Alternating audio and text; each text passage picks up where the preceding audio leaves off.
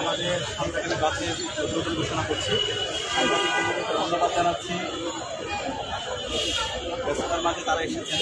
আমরা বাধা বলছি আমাদের শিক্ষার্থীরা আমাদেরকে নেতা নির্বাচন করেছে, আমাদেরকে প্রতিনিধি হিসাবে নির্বাচন করেছে। আমাদের কাজ হচ্ছে কাজ করে যাওয়া, আর শিক্ষার্থীদের কাজ হচ্ছে আমাদের প্রশ্ন করা।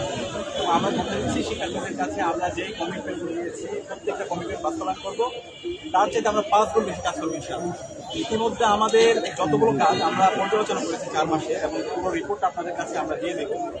আমরা ইতিমধ্যে প্রায় 197 ধরনের কাজ করেছি, এবং প্রত্যেকটা ইশতেহার যা দিয়েছিলাম প্রত্যেকটা আমরা কাজ করার চেষ্টা করেছি, এবং কিছু কাজ বাস্তবায়ন হয়ে গেছে, কিছু কাজ অর্ধেক অবস্থায় আছে, কিছু পলিসিগত জায়গায় কাজ আছে। এবং আমাদের টার্গেট হলো পলিসিগত জায়গায় এমনভাবে কাজ করে যাওয়া যেন ভবিষ্যতে আসে কেউ যেন এই জায়গায় আর কোনো ধরনের বাধা তৈরি করতে না পারে। আমাদের বিশ্ববিদ্যালয়ের আজকে দেখেন সন্ধ্যাকালীন ক্লাস, এটা বিশ্ববিদ্যালয় 104 বছর পর চালু হচ্ছে। আমাদের এই অনাবাসিক যে শিক্ষার্থীরা আছে তাদের কী পরিমাণ কষ্ট হচ্ছে।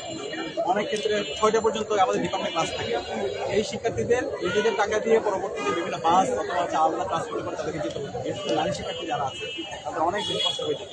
এটা একটা যৌক্তিক, এটার জন্য অনেক আন্দোলন করতে হয়েছে শিক্ষার্থীদের। সেই আন্দোলন এর আগে দেখিনি। আমরা যখন গিয়েছিলাম তখন আমাদের জায়গায় বিশ্ববিদ্যালয় প্রশাসনের জায়গায় যেভাবে সাপোর্ট দেওয়া দরকার সেই সাপোর্ট আমরা দেখিনি। পরবর্তীতে আমরা বিভিন্ন জায়গায় আমরা করেছি।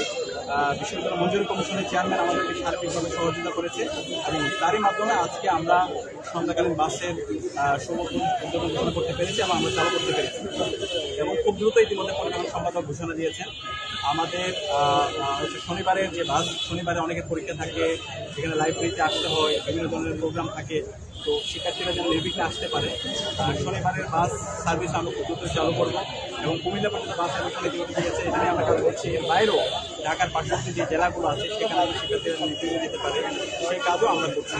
আর বিশ্ববিদ্যালয়ের যতগুলো মৌলিক সংকট আছে, আবাসন সংকট, স্বাস্থ্যের নিরাপত্তা, আমাদের নারীদের ফল কেন্দ্রিক অনেক সংকট আছে, প্রত্যেকটা সংকট আমরা অ্যাড্রেস করার চেষ্টা করছি। তো আমরা আশা করছি খুব দ্রুত সময়ের মধ্যে আমরা যত ইশতেহার দিয়েছি সেগুলো বাস্তবায়ন হবে, এবং বাকি যত কাজ আছে সে সকল কাজ আমরা করে যে পরবর্তী যারা আসবে তারা যেন চমৎকার একটা ক্যাম্পাসের একাডেমিক এনভায়রনমেন্ট পায়, তাদের সবসময় কথা ক্যাম্পাস পায়, সেই ক্যাম্পাস আমরা নিশ্চিত করে দেবো।